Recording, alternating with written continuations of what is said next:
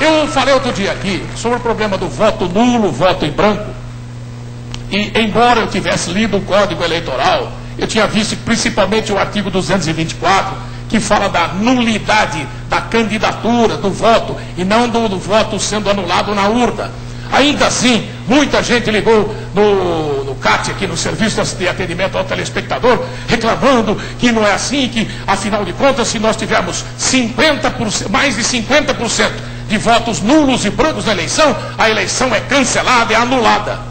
Para informar melhor prestação de serviço público aqui no Domingão, com a ajuda do meu querido Luiz Erlanger, que é o diretor da CGCOM, nós convidamos o presidente da Associação Brasileira de Magistrados, a entidade que reúne todos os juízes de direito do Brasil, e que tem feito um trabalho importante no sentido de conscientizar o brasileiro de que, votando com essa consciência, com responsabilidade, com informação, a gente vai transformar essa sociedade numa sociedade decente. E é o doutor Rodrigo Colasso, um juiz de direito de Santa Catarina, que é o presidente da Associação Brasileira de Magistrados, que vai falar com a gente rapidinho, especialmente para dar essa informação.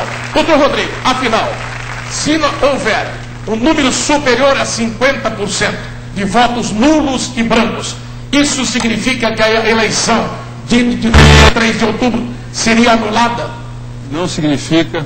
O Tribunal Superior Eleitoral acabou de decidir que o voto nulo dado pelo eleitor não anula a eleição. Vai ser apenas um grande equívoco da sociedade, da parcela da sociedade que quer votar nulo. Porque quer votar nulo para protestar contra a situação política atual. Quer dizer, todo mundo tem o direito de protestar da maneira, só que essas pessoas poderiam ponderar de que ir lá para votar em branco ou para anular o voto é um protesto com uma omissão, não é isso? É um protesto com omissão e que pode ter uma consequência muito grave. Qual é a consequência tão grave que pode ser pior do que a própria omissão do cidadão? As pessoas vão votar nulo, são as pessoas que têm bom nível de informação, têm acesso à internet. Isso vai fazer o quê? Vai facilitar a vida daqueles candidatos que se elegem com base em compra de votos, em esquemas partidários, prejudicando aqueles deputados que dependem do voto de opinião, que dependem do voto das pessoas mais esclarecidas da população. Então é um protesto que vai piorar ainda mais a representação política. Quer dizer, então, que justamente a população de nível melhor, que se informa mais, agindo dessa maneira, vai prejudicar o país mais até do que eles imaginam. O grande protesto dessa eleição, o grande caminho para protestar é escolher o melhor.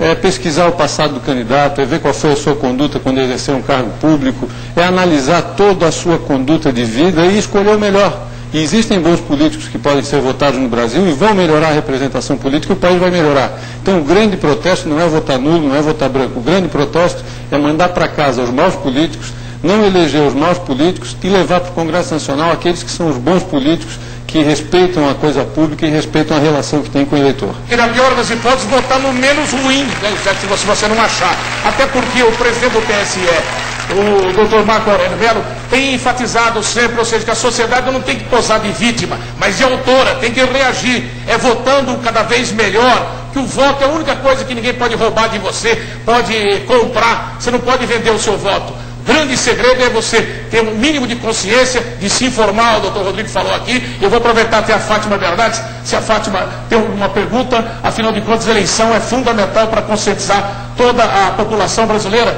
Para o doutor Rodrigo Colasso, que é o presidente da Associação Brasileira de Magistrados. Então, seria interessante só a gente falar um pouquinho então sobre essa questão do voto nulo, da questão dos votos válidos. Como é que é feita a eleição? Como é que as pessoas então elegem o seu presidente? Não é maioria simples, quer dizer, como é que vai ser? Quem vai ser realmente eleito? Quais são os votos que realmente vão contar?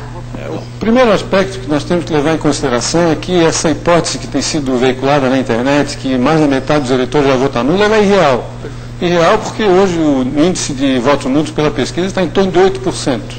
Mas o que a Justiça Eleitoral estabeleceu é que se os votos forem anulados por decisão judicial, aí nós temos outra eleição.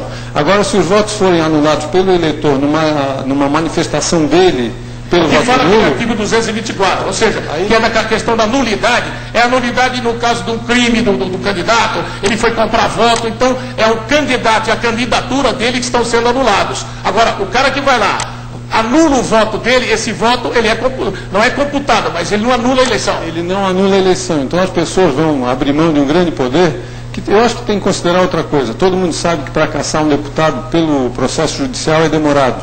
Para caçar um deputado no Congresso Nacional é demorado. O eleitor, no dia 1º de outubro, se ele acha que o político não é bom, ele caça no dia 1º de outubro. E manda para casa quem é ruim, não deixa entrar quem é ruim, e, ao contrário, pode trazer para o Congresso Nacional, e precisa mandar para o Congresso Nacional, os bons políticos que existem ainda no país. Até porque isso não pode generalizar, o senhor tem razão. Ou seja, se você achar que todo mundo não presta, então aí é o fim do fim. Mas eu acho que a gente, toda vez que você generaliza, a gente acaba cometendo injustiça. Está aí, portanto, essa super dica para você ponderar, pensar, principalmente você que tem maior informação. Muito obrigado, doutor Rodrigo. Doutor Rodrigo Colasso, presidente da Associação Brasileira dos Magistrados, Prestação de Serviço Público, aqui no Domingão, às 7h13. E atenção.